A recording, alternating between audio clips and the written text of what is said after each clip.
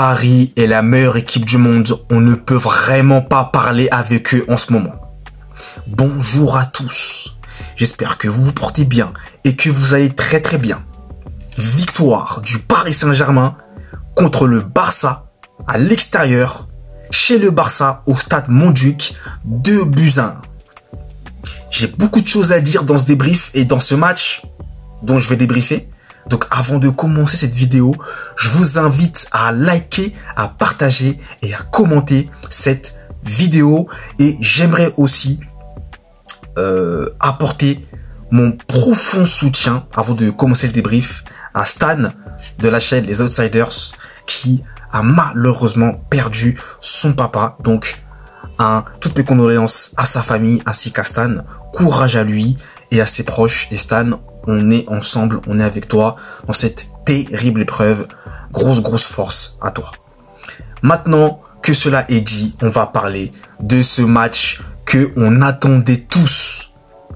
J'attendais ce match avec impatience pour jauger un peu pour moi les deux meilleures équipes du monde actuelles qui sont le Barça et le Paris Saint-Germain. Et je dois dire que je n'ai pas été déçu.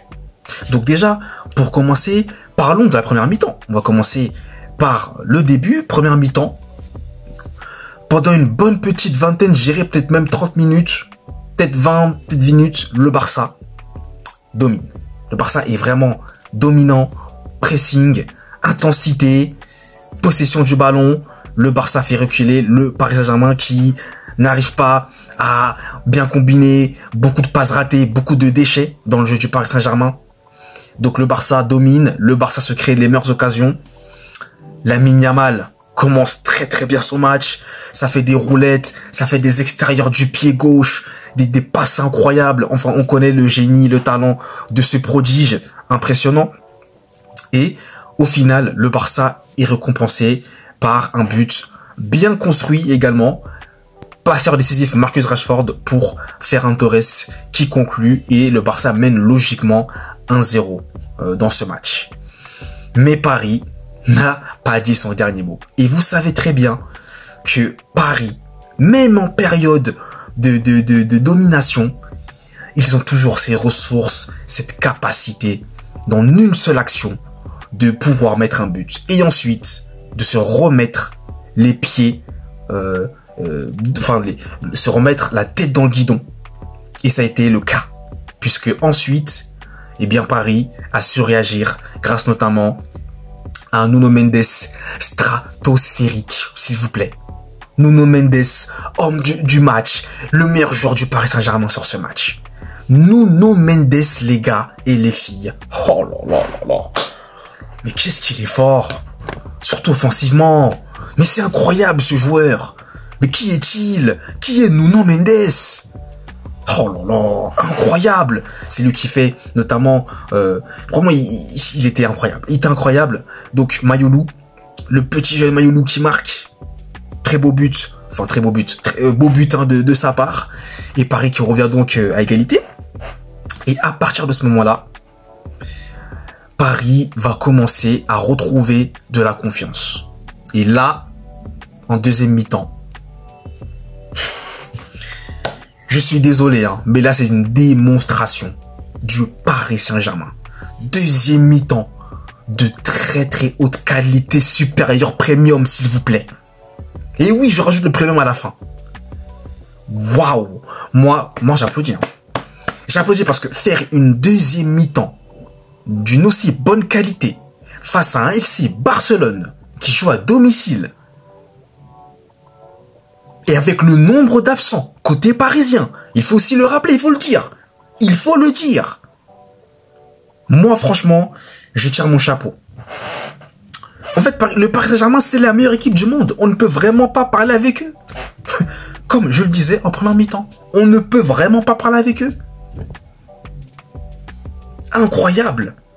Paris a littéralement fait reculer le Barça. Que ce soit dans le pressing, dans l'intensité. Le Barça n'arrivait même plus. Enfin, j'avais l'impression que le Barça était éteint ou il semblait fatigué. Enfin, je sais pas en fait. J'arrivais pas à voir. Ou est-ce qu'il s'était relâché. J'essaye de voir, de comprendre. Mais là, le Paris Saint-Germain, Ils sont déjà rentrés directement dans leur deuxième mi-temps. Ils sont très très bien rentrés. Ils ont vraiment mis l'intensité qu'il fallait. Ils ont récupéré les ballons très très haut. Ils mettaient en difficulté le Barça. Et au final, Luis Enrique. Les changements de Luis Enrique. Faut qu'on en parle. Lee Kang-in, Lucas Hernandez et Gonzalo Ramos. Top entrée. Surtout de Lee Kang-in et de Gonzalo Ramos. Gonzalo Ramos au passage, buteur.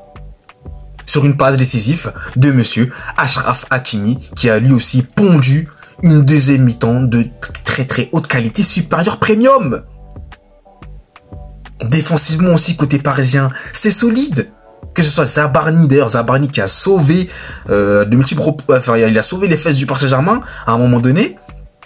Ou Pacho, c'est très solide. C'est très solide.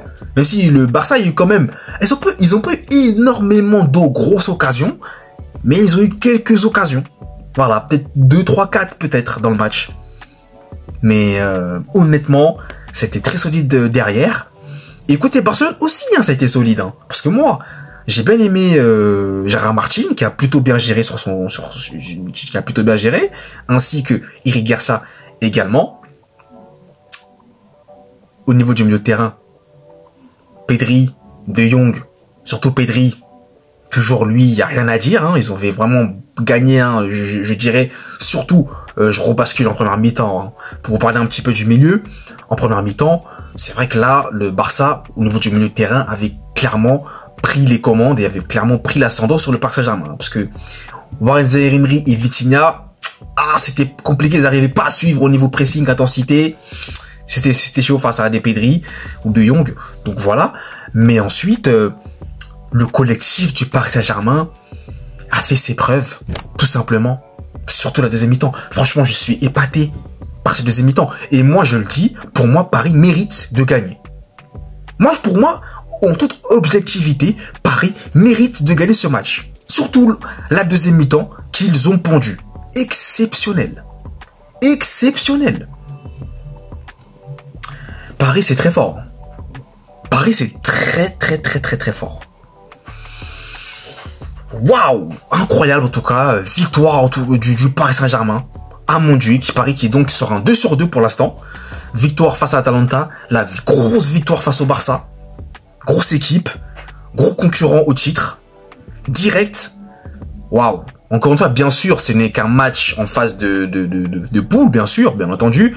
Ça ne veut absolument rien dire sur la suite de la compétition, mais on voulait tous voir ce que ça allait donner entre ces deux équipes et on a tous vu.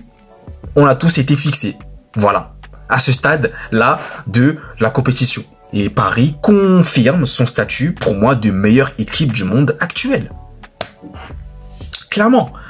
Que ce soit franchement, la deuxième mi-temps du Paris Saint-Germain est d'une qualité incroyable. Parce que, en fait, je crois que vous imaginez même pas, hein. Il y avait vraiment, les absents n'étaient pas, il y avait Dembélé absent, Doué, Neves, je crois qu'on se rend pas compte, hein. Donc, franchement, très très impressionné par ce Paris Saint-Germain là, qui envoie un message littéralement à toute la concurrence, et qui envoie un message et qui dit clairement qu'ils ne vont pas lâcher leur titre de champion d'Europe aussi facilement. Gare à vous. Voilà les messages envoyés par le Paris Saint-Germain. Mais encore une fois, le coaching de Luis Enrique, qui a gagné son duel là, clairement face à Hansi Flick. Hein. Le coaching, les entrées en jeu, des coachings gagnants. Lee Kang-in qui a failli d'ailleurs marquer même. Dès son entrée en jeu, il a mis poteau. Donc en termes d'occasion, si Paris s'est procuré davantage plus d'occasions en deuxième mi-temps également. Et ils ont littéralement dominé le Barça, quoi.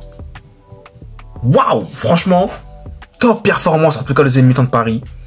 Exceptionnel. Exceptionnel. Incroyable. Et pour moi, victoire méritée du Paris Saint-Germain, donc face au Barça. Donc dites-moi dans les commentaires, vous, ce que vous avez pensé de ce match. Dites-moi ce que vous avez ressenti, quels sont selon vous les joueurs qui ont été bons, moins bons. Dites-le moi dans les commentaires. Et d'ailleurs, on parle de joueurs moins bons. Bon, les entrées en jeu de Lewandowski, par exemple, j'ai pas été très fan. Voilà, malheureusement. Mais de toute façon, là, c'est à l'image de la deuxième mi-temps du Barça qui, globalement, s'est fait dominer, quoi.